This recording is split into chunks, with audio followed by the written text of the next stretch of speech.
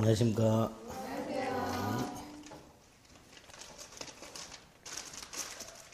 물건 조금 하다 말았죠? 지난주에 이제 민법 총칙에 있었던 내용들은 다 봤고요. 마지막에 이제 부관이었었죠. 지난주에 이제 무효 취소하고 부관. 이걸 봤고. 부관은 개념하고 종류 좀 꼭 좀 기억해달라. 이렇게 말씀을 드렸습니다. 조건하고 기한이 있죠? 개념과 종류. 조건의 정조건, 해제조건. 기한의 시기종기, 확정기한, 불확정기한. 이런 것들. 개념만이라도 정확하게 좀 기억을 해달라. 이렇게 말씀을 드렸습니다. 물권관에서는 물권 총론 부분하고 물권 강론 부분이 있는데 강론에는 우리 민법상 8개의 물권이 설명이 되어 있다고 그랬어요. 그 8개의 물권 중에서 질권을 뺀 나머지 7개가 우리 시험범위다.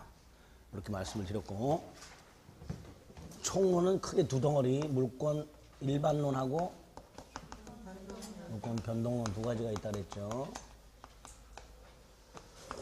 이때 물권 일반론에 물권의 뜻과 특징이 있었어요. 채권하고 비교를 좀 하자. 됐습니다. 두 번째로 물권의 주체가 있었어요. 인이라고, 자연인하고 법인이 있었죠. 그랬죠? 세 번째 물권의 객체. 여기부터 할 차례죠. 맞나요? 했나요? 일물일권주의? 안 했지요?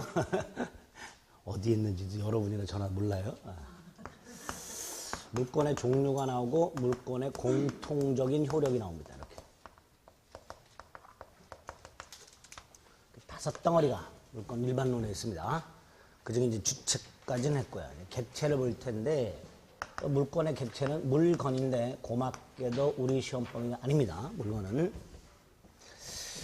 우리 민법 98조, 99조, 100조, 101조까지가 물건에 관한 내용인데, 우리 시험범위는 103조부터이기 때문에 시험범위가 아닌데, 일단 물권법을 공부하기 위해서 기본적인 것들은 좀 기억을 하실 필요가 있습니다. 첫째로 부동산, 동산을 구별할 수 있어야 돼요. 물건의 분류가 부동산, 동산이 있고 주물종물이 있고 원물, 과실이 있습니다. 그런데 나머지는 이제 뒤에 나올 때마다 조금 보면 되는데, 요거 부동산과 동산, 요건 개념을 좀 미리 생각을 해 주실 필요가 있습니다. 민법상 부동산은 토지와 그 토지의 정착물을 부동산이라 합니다. 반면에 동산은 부동산 이외의 물건이 동산입니다. 여기 민법상 부동산과 동산의 개념이에요.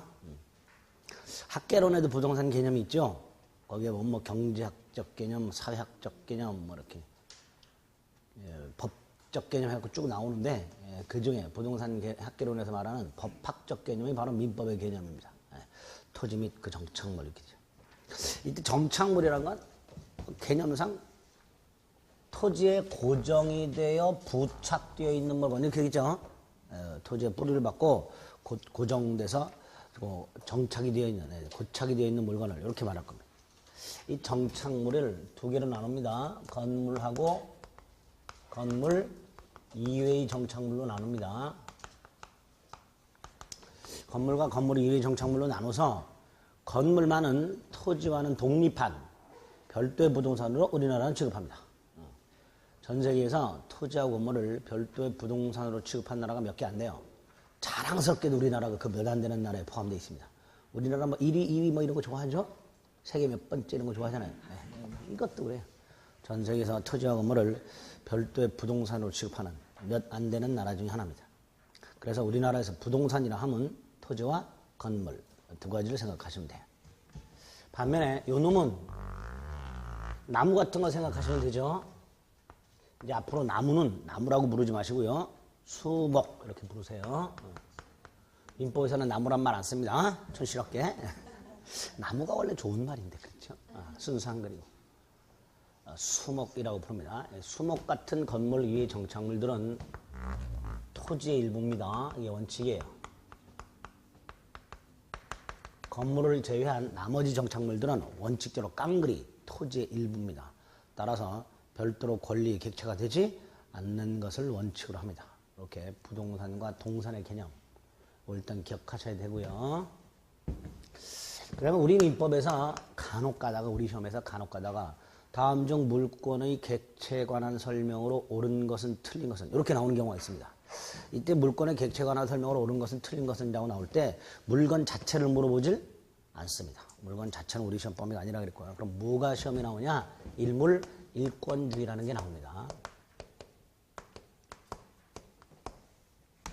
일물 일권주의는 벌써 명칭에서 뜻이 들어있어요. 명칭에. 뭐라고? 하나의 물건에 물건이 하나만, 하나의 물건에 물건이 하나만 있어야 된다는 원칙을 일물 일권주의라 합니다.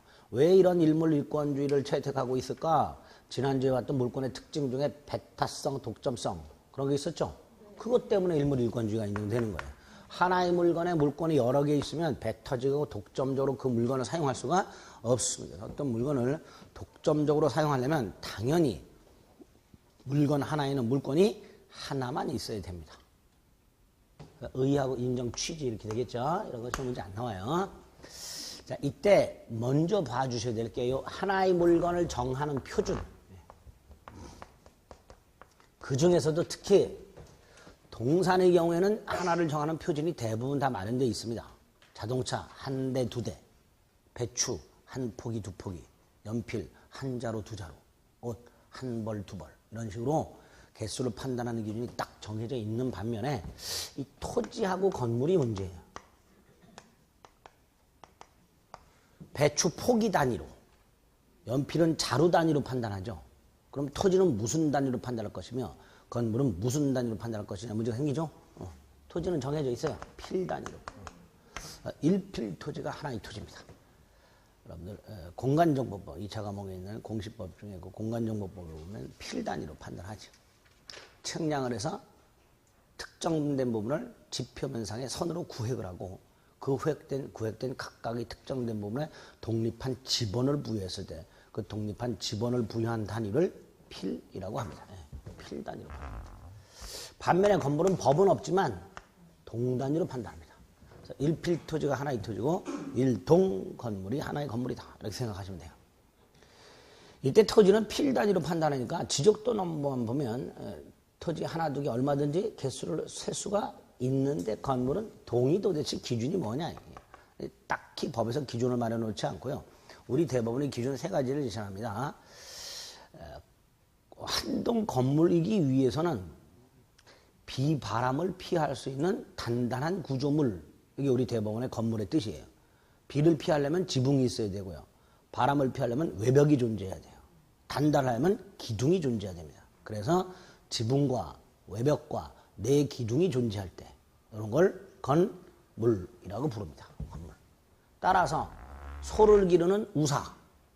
건물이 아니. 왜? 벽이 없어요. 뻥 뚫어놨죠? 소를 기르는 우사는 벽을 막아놓으면 돼요? 안 돼요? 안 돼요. 왜? 소똥에서 나온 메탄가스 때문에 잘못하면 터져요. 그러니까 절대로 벽을 설치하지 않습니다. 그래서 우사 같은 것들은 독립한 건물은 아니에요. 다만 이제 경우에 따라서 별도의 물건으로 취급함으로써 뭐 담보를 정하고 돈을 빌릴 수 있도록 이런 장치는 예외적으로 만들어 놨지만 원칙적으로 독립한 건물이라 하지는 않습니다. 민법에서는. 어쨌든 이렇게 필과 동 단위로 판단한다는 거 뭐 이런 거 자체를 시험 문제 내지는 않습니다. 문제가 일물 일권주의 구체적인 내용이에요. 내용. 이것도 가만히 생각해 보면 일물 일권주의 구체적인 내용이 뭔지가 싹 떠오릅니다. 첫째로 생각해 볼 만한 게 하나의 물건이 있어요. 이 하나의 물건 전체에 물건이 있겠죠. 그렇죠? 그런데 만약에 이 하나의 물건 일부에 별도의 물건을 인정하면 하나의 물건에 전체 하나의 물건이 있고 일부에 또 물건이 있으니까 물건이 두 개가 돼버리죠. 그렇죠? 그러니까 당연히 하나의 물건 일부에는 별도의 물건이 있을 수 없다. 이렇게 되겠죠. 구체적 내용의 첫 번째가 이거예요. 하나의 물건 일부에 별도의 물건이 있을 수 없다. 이렇게 될 거예요. 두 번째가 여러 개의 물건이 있어요. 예컨대 물건이 5개가 있어요. 그럼 물건도 몇 개야 돼요? 5개여야 돼요. 일물 1권이니까 5물 5권이어야 되잖아요. 그런데 여기에 하나의 물건이 있을 수 있냐? 안 되겠죠. 수개의 물건이 있다면 물건도 수개여야 되니까 수개의 물건을 묶어서 하나의 물건의 객체로 할 수는 없다. 이렇게 될 거예요. 이 두 번째 내용이 될 거예요. 세 번째로 일물일권지의 가장 기본적인 내용. 하나의 물건에는 물건이 몇 개? 한 개. 그러니까 하나의 물건에 수개의 물건이 있을 수 없다. 이렇게 될 거예요. 그렇죠? 일물일권주의 조금 복잡하게 한 세 가지 정도 내용으로 구별을 할 수 있다는 거예요. 구체적으로. 하나의 물건 일부에는 별도의 물건이 있을 수가 없고 수개의 물건을 묶어서 하나의 물건에 객체할 수가 없으며 하나의 물건에 충돌하는 양립이 불가능한 수개의 물건이 있을 수 없다. 이 세 가지를 일물일권주의 내용이라고 하게 될 거예요. 그렇죠? 고맙게도 이건 시험에 안 나와요. 그럼 뭐가 나오냐? 예외가 나오죠. 일물일권지 예외. 아까 제가 우리 민법상 물건의 객체, 즉 물건에 관한 설명으로 옳은 것은 틀린 것을 골라라 할 때 나오는 게 이거예요. 그렇게 문제가 났을 때 지문으로 나온 게 바로 여기서 나옵니다. 일물일권지 예외. 그런데 일물일권지 예외는 또 뭐냐? 요 내용을 뒤집으면 되죠. 내용 세 개를 뒤집으면 돼요. 하나의 물건 일부에 물건이 있을 수 있고 수개의 물건에 하나의 물건이 있을 수 있으며 하나의 물건에 수개의 물건이 있을 수 있다. 이렇게 될 거예요. 그렇죠? 내용이 시험 문제에 나오진 않지만 예외를 판단하려면 내용을 알아야 그걸 뒤집어서 예외라고 말을 하게 됩니다. 그렇죠? 세 가지 예외가 시험 문제에 나옵니다. 그 중에서 요 놈이 제일 중요한데요. 이제 조금 이따 따로 보고 두 개를 봅니다. 밑에 있는 거. 수개의 물건을 묶어서 하나의 물건의 객체가 될 수 있는 경우. 수개의 물건을 묶어서 예를 들어서 갑이라는 자가 양돈장에서 양돈장이 뭔지 아시죠? 어제 물어봤더니 모르는 분들도 계시더라고요. 양돈장이 뭐요? 이렇게. 돼지 기르는 데죠. 양어장은 물고기 기르는 데고요. 양만장은 장어 만자 써서 그렇죠? 양만장은 장어 기르는 데. 양게장은 닭 기르는 데. 소 기르는 데. 양우장? 그냥 우사 그러죠. 양돈장. 돼지를 100마리를 길러요, 얘가. 이걸 담보로 돈을 빌리고 싶은데 이걸 담보로 제공하고 돈을 빌리고 싶은데 우리 민법상 동산을 담보로 돈을 빌리는 방법이 질권이에요. 지난주에 전당포 말씀드렸죠? 그러니까 100마리가 돼지 100마리가 동산이다 보니까 갑이 돼지 100마리를 담보로 제공하고 돈을 빌리는 방법은 전당포에 맡기고 빌리는 방법밖에 없어요. 동산을 담보로 돈을 빌리는 방법은 민법상 질권밖에 없단 말이지. 그러니까 갑이 100마리를 담보로 돈을 빌리면 이 100마리를 전당포 주인한테 맡기고 돈을 빌린 다음에 나중에 갚고 돼지를 되찾아와야 돼요. 그런데 전당포 주인 절대로 돼지 안 맡아요. 다이아몬드 반지 같은 거 맞지? 이런 건 안 받는단 말이에요. 그러니까 결국 갑은 질권이라는 방법을 통해서는 돈을 빌릴 수가 없어요. 그럼 어떻게 될까? 뭐 어쩔 수 없죠. 당사자들이 만들어요. 별도로. 뭐라고 계약을 했냐면 돼지 100마리를 담보로 제공하고 돈을 빌리되 첫째, 돼지를 을에게 맡기질 않아요. 다이아몬드 반지는 맡기죠. 돈 빌려주는 사람한테 맡겨요. 근데 이건 내가 돈을 빌려주되 이걸 맡기질 않고 갑이 그대로 길러요. 이 첫 번째 계약 조건이에요. 두 번째 조건이 중요합니다. 갑이 돈을 못 갚으면 돼지 100마리 소유권을 을에게 넘겨주기로 합니다. 이렇게 계약을 해요. 갑과 을이. 그러면 이 을은 나중에 갑이 돈을 갚지 못하면 돼지 소유권을 가져가야겠죠. 이런 권리를 동산양도담보권이라고 그래요. 판례가. 무슨 권? 동산양도담보권이라고 불러요. 법에는 없지만 대법원이 인정하고 있는 권리예요. 이때 이 동산양도담보권은 분명히 돼지 100마리에 대한 권리죠. 물권이에요. 물권이. 이때 돼지가 100마리니까 동산양도담보권도 100개냐? 아니다. 돼지 100마리를 묶어서 하나의 동산양도담보권의 객체가 된다고 우리 판례예요. 그러면 돼지는 100마리인데 물권은 하나. 이렇게 되겠죠? 이런 예외가 있을 수 있어요. 이때 물건이 100개지만 마치 하나의 물건처럼 취급하는 거죠. 이런 물건을 싸잡아서 집합물이라고 부릅니다. 그래서 집합물 위에 하나의 물건이 성립할 수 있게 됩니다. 돼지 100마리처럼.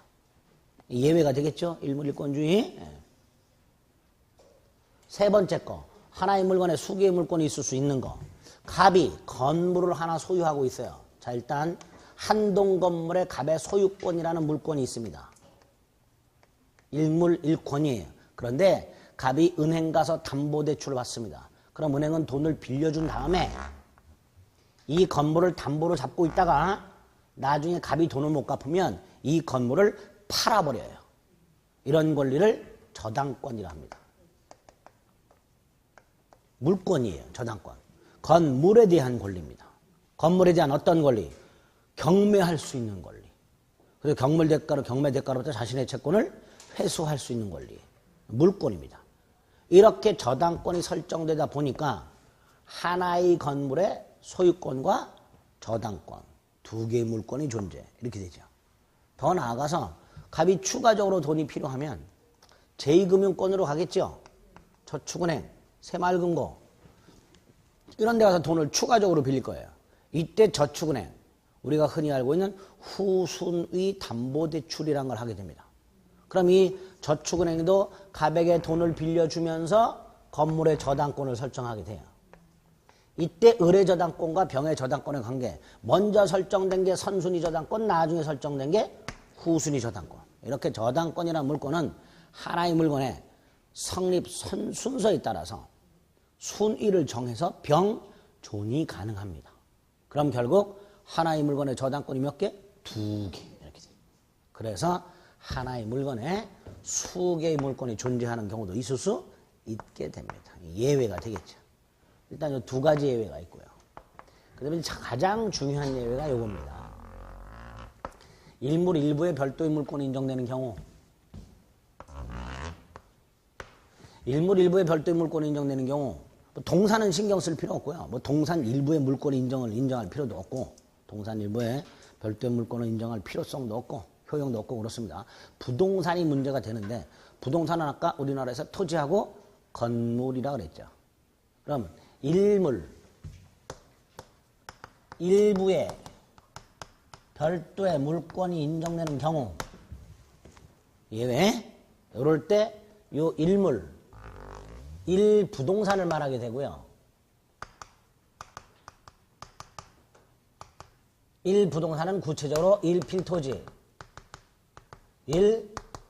일동건물 이렇게 될 거예요. 일필토지, 일동건물이 될 거예요. 이렇게 일필토지나 일동건물 일부에, 일필토지나 일동건물 일부에 별도의 물건이 인정되는 경우, 여기 있을 수 있게 됩니다. 그렇겠죠?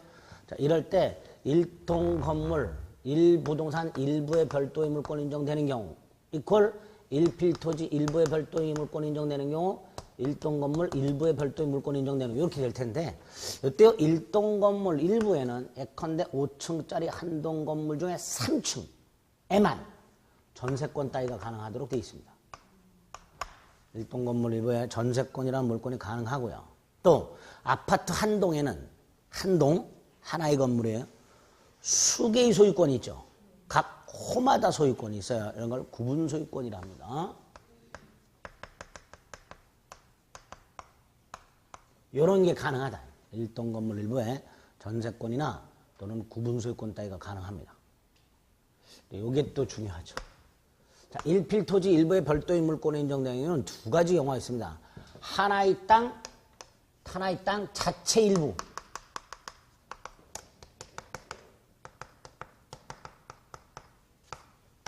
토지 자체 일부의 별도의 물권에 인정되는 경우. 토지 자체 일부에. 이런 경우가 있느냐? 있다. 토지 자체 일부에 용익물권이 가능합니다.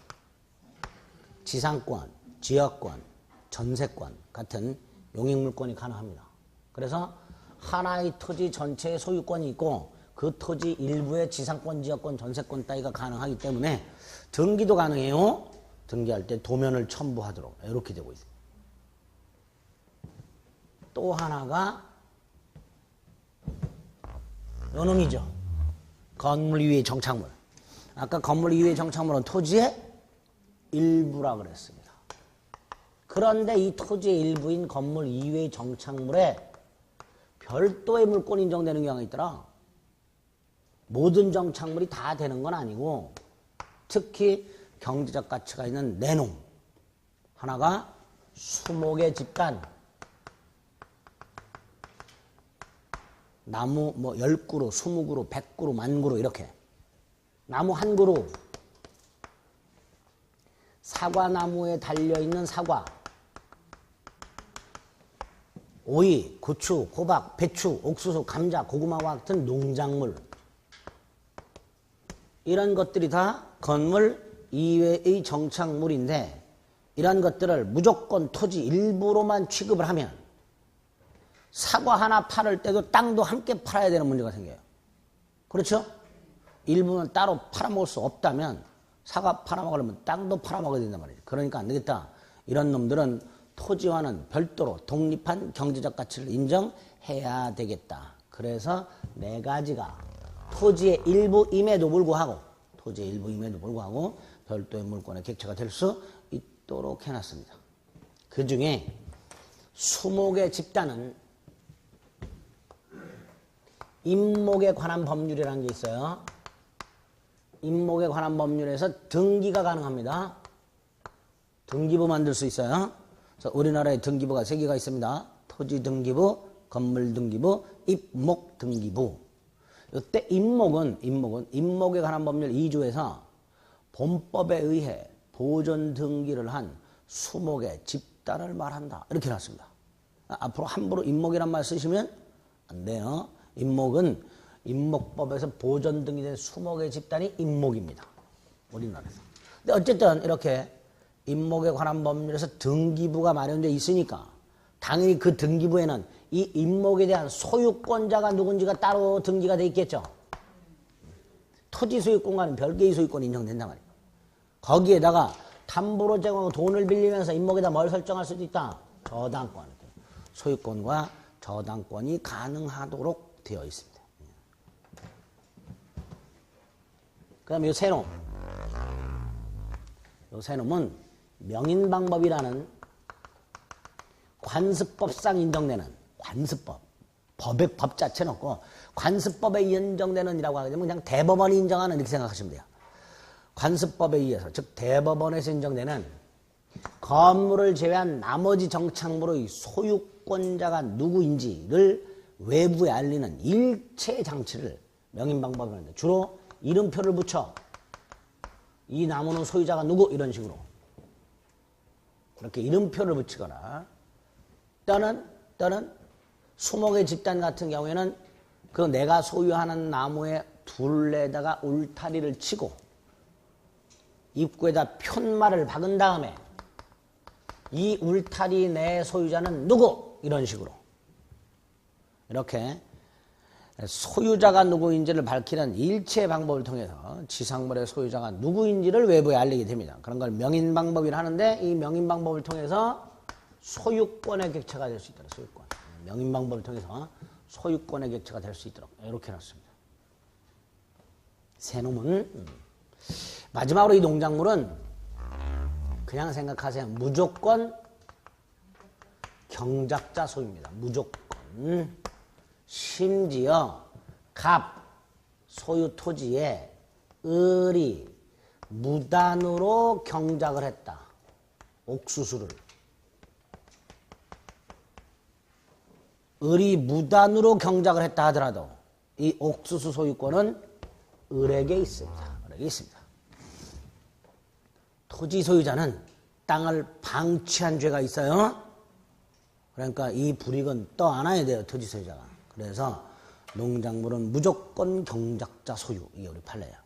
더 나아가서 을이 갑수 땅에 농작물을 소유만 하는 게 아니라 이걸 재배하기 위해서 수확하기 위해서 이 땅을 들락날락 할 수 있습니다. 그 권리까지 인정을 해줘요. 경작권이라고. 무슨 권? 경작권이라는 권리까지 우리 대법원이 인정을 합니다. 경작권은 토지 점유권이라고 생각하시면 돼요. 을에게 농작물의 소유권만 인정하고 이 토지에 대한 경작권을 인정하지 않으면 을은 잡초를 제거하거나 수확을 할 때 이 땅을 들락날락할 수가 없으니까.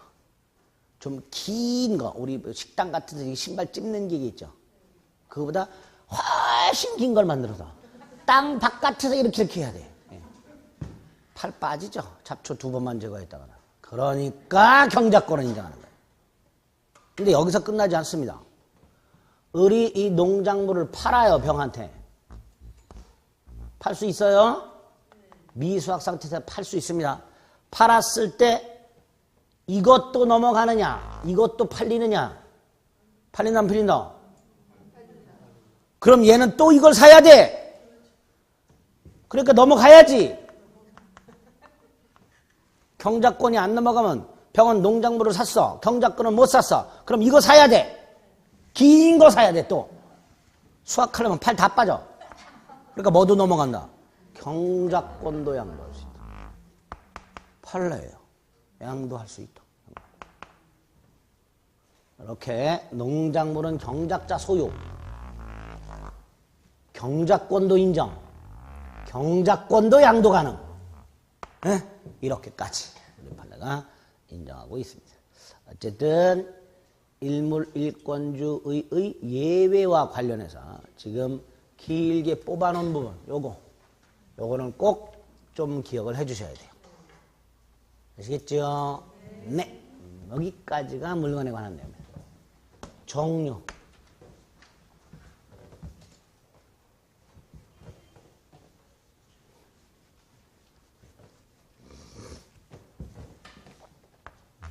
물권의 종류는 일단 민법에 8개가 있다고 그랬어요. 민법에 8개가 있고, 우리 대법원이 인정하는, 즉, 관습법이 인정하는 게 한 4개 정도.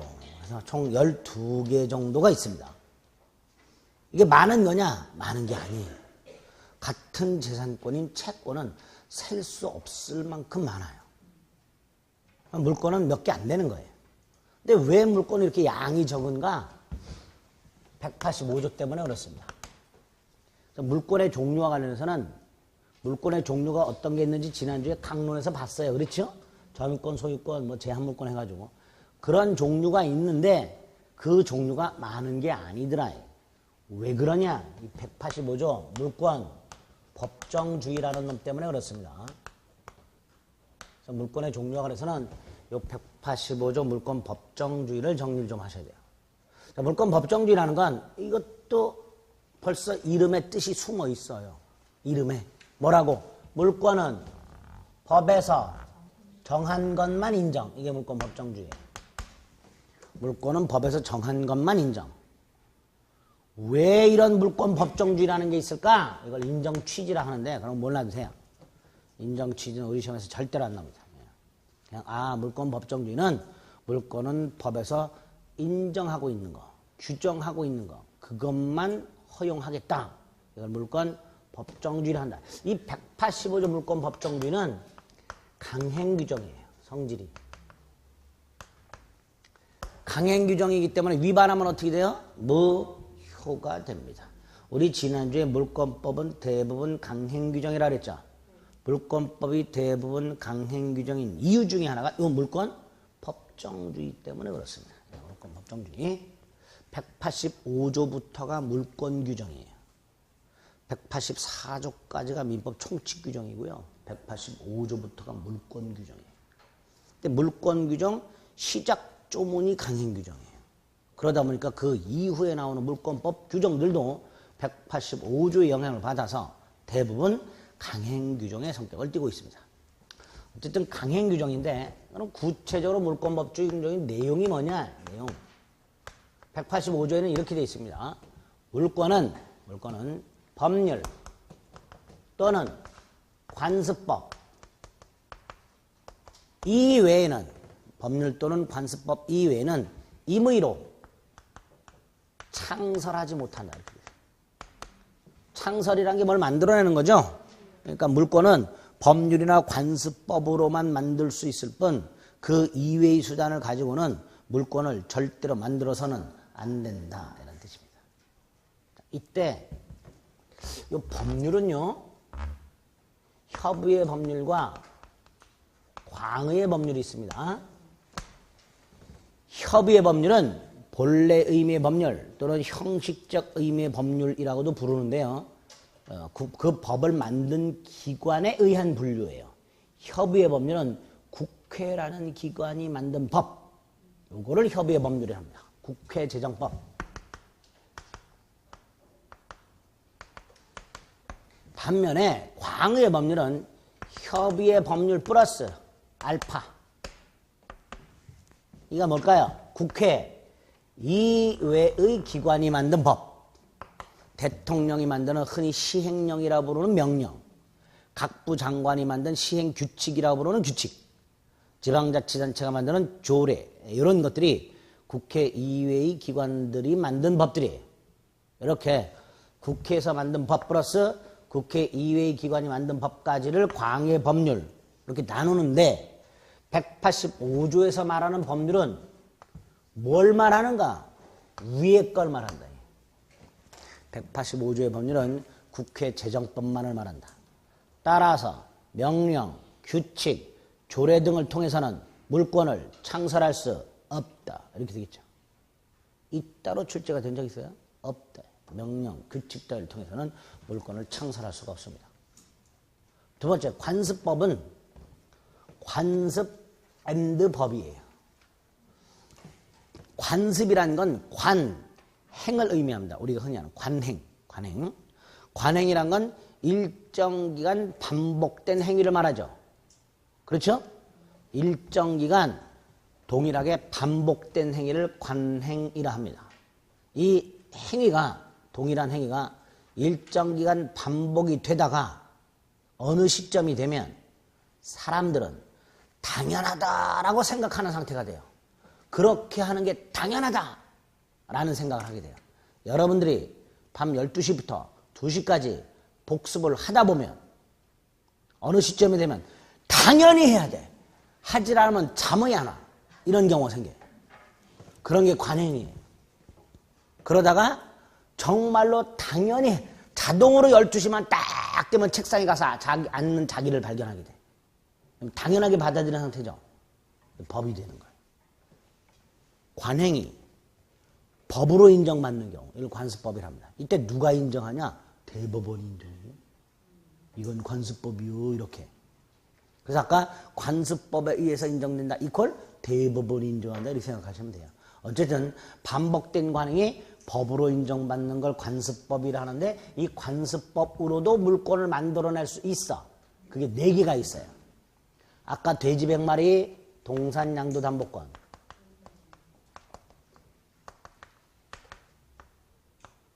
농작물 경작권.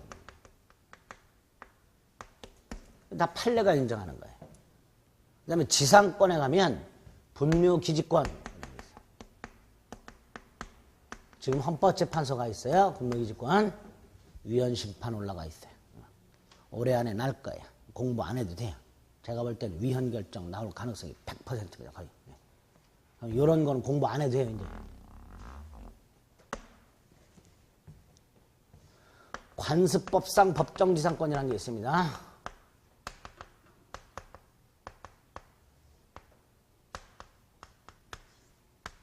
관습상 지상권 이렇게 부르기도 해요. 이렇게 4가지. 우리 판례가 관습법적으로 인정하는 물권 4가지를 인정하고 있습니다. 4가지. 동산양도담보권 아까 돼지 100마리, 경작권은 농작물, 분묘기지권은 신경 쓰지 말자. 요거는 나중에 지상권 가서 이렇게 보면 돼요. 이렇게 관습법에 의해서 물권을 인정할 수도 있다. 세 번째, 임의 창설하지 못한다. 함부로 만들어내지 마라. 무얼? 첫째, 새로운 종류 만들어내지 마라. 종류 강제. 새로운 종류를 만들어내지 마라. 기존에 있는 물권이라 하더라도 내용을 바꾸지 마라. 내용 강제. 이렇게 불러요. 새로운 걸 만들어내지 마라. 종류 강제. 기존에 있는 물권이라 하더라도 내용을 바꾸지 마라. 내용 강제. 이렇게 불러요. 그리고 아까 강행 규정이라 그랬죠. 그러니까 위반하면 뭐가 되는 거예요? 무효. 무효 이렇게 되는 거예요. 종류강제나 내용강제를 위반하게 되면 강행규정을 위반했기 때문에 뭐가 된다고요? 무효 이렇게 되는 거예요. 자, 이때 종류강제는 이런 사건이 있었어요. 우리 민법상 소유권이란 권리가 있지요. 있다 그랬어요. 소유권이란 권리. 이 소유권은 그 내용이 물건을 사용하고 수익하고 처분까지 하는 것을 내용을 합니다. 결국 소유권의 내용은 사용, 수익, 처분이에요. 그런데 갑이라는 자가 을에게 자기 물건을 팔면서 즉 소유권을 넘기면서 소유권을 쪼갰어요. 야, 내가 물건을 팔긴 파는데 사용 수익권은 여전히 내가 갖고 있고 처분권만 네가 가져가라. 그래서 을이 알았다. 이렇게 계약을 했어요. 그럼 갑과 을은 소유권의 내용을 쪼개서 갑은 사용 수익권만을 내용을 하는 소유권, 을은 처분권만을 내용을 하는 소유권, 이걸 만들어낸 거예요. 소유권 자체는 우리 법이 인정하고 있으나 내용을 바꿨죠. 내용강제 위반을 했어요. 대법원까지 왔습니다. 무효. 이런 건 있을 수 없다. 그래서 우리 판례. 내용강제. 이게 문제. 종류강제. 종류강제라는 건 새로운 종류 만들어내지 말아죠. 만들어냈어요. 만들어낸 것 중에 인정받은 게 4개. 새로운 걸 만들어냈잖아요. 그렇죠? 인정된 게 4개. 인정되지 않은 게 4개. 요 4개. 작년에 4개가 쪼로로 시험지문에 나왔죠. 요 4개가. 된다 안 된다. 인정된다 안 된다. 이렇게 결론 물어보는 게 지문이었어요. 첫째, 온천권. 사도통행권. 사도통행권은 관습상 통행권이라고도 합니다. 부르기는 하는데 인정은 안 되는 거예요. 이렇게 부르기는 하는데 이런 권리는 인정이 안 되는 거예요. 사실상 소유권. 관습상 소유권에 버금가는, 버금간다라는 말을 준한다 그래요. 이렇게도 불러요. 관습상 소유권에 버금가는 물권. 이렇게도 부릅니다. 공원이용권.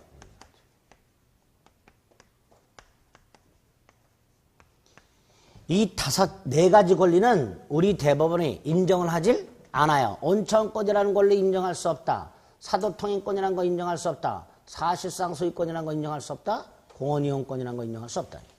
온사사공 4가지. 이런 권리는 대한민국에 없어요. 이런 권리는 대한민국에 없습니다.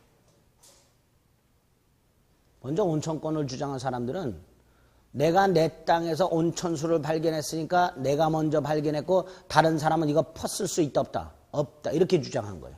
그런데 우리 대법원 온천수는 지하수의 일종이고 지하수는 토지 소유권의 객체다. 따라서 자기 땅에서 퍼올린 물은 자기 거. 이렇게 되는 거예요. 그러니까 내가 설령 온천수를 먼저 발견했다 하더라도 옆 땅 소유자가 파이프를 박아서 온천수를 뽑아 올리면 그건 그 사람 거예요. 먼저 발견했다 해서 독점적 지위를 인정해 주지 않습니다. 그런 권리는 인정해 주질 않아요. 사도통행권. 사도는 개인 소유 땅인데 지목이 도로로 되어 있는 걸 말해요. 개인 소유 토지인데 지목이 도로로 되어 있는 게 사도입니다. 사도의 개념이에요. 그런데 이게 국가기관에 의해서 정식으로 적법한 절차에 거쳐서 수용을 하고 도로가 개설되는 경우가 있고 그냥 개인 소유 땅으로 도로가 개설되지 않은 채 방치되어 있는 땅도 있습니다. 그런데 방치가 되고 있을 때 마을 동네 사람들이 30년, 40년을 통행해서 할 수 있죠? 근데 어느 날 토지 소유자가 측량을 딱 해가지고 자기 땅을 펜스를 딱 쳐버렸다. 그동안에 통행했던 마을 주민들 우리 이 땅을 수십 년간 통행해 왔으니까 권리를 인정해달라. 그게 사도통행권이에요. 근데 우리 대법원 그런 거 인정할 수 없다. 아무리 장구한 세월 타인 소유주를 통행했다는 사실만으로는 그 토지를 통행할 수 있는 권리를 인정해 줄 수는 없다. 그 이유가. 사실상 소유권, 갑소유 아파트를 을이 돈을 주고 사고 돈을 갑에게 다 주고 등기 관련 서류를 넘겨받았고 열쇠를 받았고 현재 을이 살고 있어. 그런데 을이 아직 소유권 이전 등기를 안 했어. 부동산을 샀지만 아직 소유권 이전 등기를 하지 않았다면 법적으로 소유권을 취득할 수가 없어. 대신 이 사람이 사실상 소유권이 있냐? 있다 없다? 없다라는 거예요. 그런 권리도. 법적으로는 물론이고 사실상 소유권이라는 개념도 인정할 수가 없다. 우리 판례. 다만 세법에서 사실상 소유자에게 세금은 부과해요. 그래서 세금 부과를 위해서 사실상 소유자라는 개념은 인정이 됩니다. 그러나 그 사실상 소유자에게 사실상 소유권이라는 권리는 인정하지 않아요. 그래서 이런 권리 없습니다. 공원이용권. 어느 지역 주민이 자기 지역에 설치되어 있는 공원, 타지 사람들이 훨씬 많이 와. 그래서 이 공원이 지역 주민들이 뿔딱 와나가지고 대법원까지 가서 이 공원은 우리 지역 주민만 배타적으로 이용할 수 있는 권리를 달라. 이렇게 주장을 했어요. 이 공원이요. 실제로 대법원까지 갔어요. 대법원 집에 가라. 그런 권리 인정할 수가 없다. 이렇게 네 가지 권리. 당사자들이 만들어서 주장을 했으나 대법원이 인정하지 않고 있습니다. 이렇게 물권 법정주의 특히 내용과 관련된 것들 이 정도 머릿속에 넣어두셔야 돼요. 이미 창설금지는 두 가지를 말한다. 종류강제, 내용강제. 이렇게 됐죠? 자, 물권의 종류를 봤어요. 물권의 효력을 봅니다. 자, 여기서 말하는 물권의 효력은 물권의 일반적이고 공통적 효력을 말합니다. 자, 물권의 일반적이고 공통적 효력 두 가지가 있다고 보통 얘기합니다. 하나가 우선적 효력이랍니다.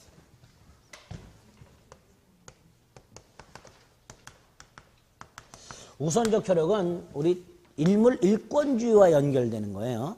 일물 일권주의와. 하나의 물건이 있는데 권리자가 여럿이 자기 거라고 주장을 하고 있어요. 갑도 내 거, 을도 내 거, 병도 내 거. 이 세 사람의 권리를 다 인정해 줄 수는 없고 한 사람의 권리만 인정을 하고 나머지 권리는 다 부정을 하게 됩니다. 그러면 이 인정된 하나의 권리가 나머지 권리를 다 배척하는 힘이 생겨요. 즉 갑의 권리가 인정된 갑의 권리가 을, 병의 권리보다 우선한다 이렇게 말하게 돼요. 그걸 우선적 효력이라고 합니다. 하나의 물건에 충돌하는 수개의 권리가 존재할 때 하나의 물건에 충돌하는 수개의 권리가 존재할 때 일물, 일권주의에 의해서 하나의 물건만 인정되는 힘, 하나의 물건이 다른 권리를 다 배척하는 힘, 하나의 물건이 다른 권리보다 우선하는 힘, 이걸 뭐라 한다? 우선적 효력. 이렇게. 당연히 기준이 마련이 돼야 돼요. 어떤 권리가 우선하는가? 그 기준이 마련이 돼요. 어떤 권리가 우선하는가? 미리 기준을 만들어놔야 이런 사태가 발생했을 때 그 기준에 따라서 갑이 우선, 을이 우선, 병이 우선 이렇게 판단할 수 있게 됩니다. 자, 이때 두 가지 경우가 있어요. 첫째가 충돌하는 권리가 물권끼리인 경우, 물권과 물권이 충돌하는 경우, 이럴 때는 우리 대법원이 원칙이 먼저 성립한 권리가 우선해요. 먼저 성립한 권리가 우선한다 라고 말을 해요. 이때 성립선우는 부동산은 등기선우를 가지고 판단하고요. 그래서 우리 지난 1회차에서 이중매매를 설명드릴 때 매수인이 둘이 있는데 누가 우선한다 그랬어요? 먼저 등기한 자가 우선해서 소유권 취득한다 그랬어요. 이렇게 부동산은 등기를 먼저 한 자가. 아까 저당권이 두 개 있을 때도 은행의 저당권이 저축은행 저당권보다 우선한다 그랬죠. 왜? 먼저 등기했기 때문에. 반면에 동사는 먼저 손에 넣은 사람이 우선해요. 점유 선후. 그래서 전철이나 자동차, 버스에서 자리가 났는데 내가 앉으려고 엉덩이를 들이미는 순간 저기서 가방이 하나 날아와서 뚝 떨어졌어. 누구의 가방? 아주머니의 가방이죠. 아주머니 가방이 날아와요. 그리고 빛의 속도로 와서 앉으시죠. 그 자리 누구 거? 아주 뭐. 나는 기분은 나빠도 법적으로는 찍소리 못하게 되는 거예요. 법이 이렇게 점유선으로 돼 있기 때문에. 그 아주머니들이 벌써 민법을 알고 계시는 거예요. 그렇죠? 아주머니들을 비하하고자 하는 의도는 전혀 없습니다. 저도 요새 빛의 속도로 가서 앉아요. 아, 이놈의 무릎이 갑자기 나가가지고 도가니가 나가가지고 아주 죽었네요. 뼈주산이 인대주산이 맞아도 그때뿐이고. 어제 이렇게 수업 끝나고 늦게 끝나고 이렇게 뭘 보고 있는데 요새 관절에 관한 얘기가 또 많이 나오더라고요. 딱 보는데 무릎 관절에 대한 얘기가 있어요. 근데 딱 보니까 2기에서 3기 딱 사이야 제가. 그 의사 말을 딱 들으니까 3기부터는 수술을 해야 됩니다. 그래서 큰일 났네. 그러고 있어요. 그래서 저도 요새 자리만 나면 빛의 속도로 계단 같은 거 절대로 오락내리하지 않아요. 이게 재작년에 여기 묵동 원장님이 등산을 굉장히 좋아하시죠. 그 게임에 넘어가지고 말이죠. 제가 절대로 등산을 안 하는 사람이에요. 산은 가요. 맨 밑에까지만. 그래서 이제 내려오는 사람과 조우를 해서 막걸리나 이런 건 제가 마시는데 절대로 산에 안 올라간다. 작년에 미친 척하고 말이죠. 와이프하고 이제 뭐 이런 옷 같은 걸 탁 세트로 마련해가지고 산을 한 4-5군데로 오르락 내릴 거랬어요. 근데 이게 처음 하는 사람들이 조심해야 되잖아요. 저는 성격이 더러워가지고요. 막 올라갔다 막 내려와요. 와이프가 옆에서 왜 그러냐고 도대체. 그래, 저 사람 아까 나보다 늦게 출발했는데 내가 먼저 가야 돼. 이상한 똥자 조심이나 경쟁심리가 자고 막 올라가요. 막 헥헥거리면서. 그거 한 너댓 번 하니까 그 다음에 나갔어요. 역시 와이프 말을 안 들으면 이런 소리가.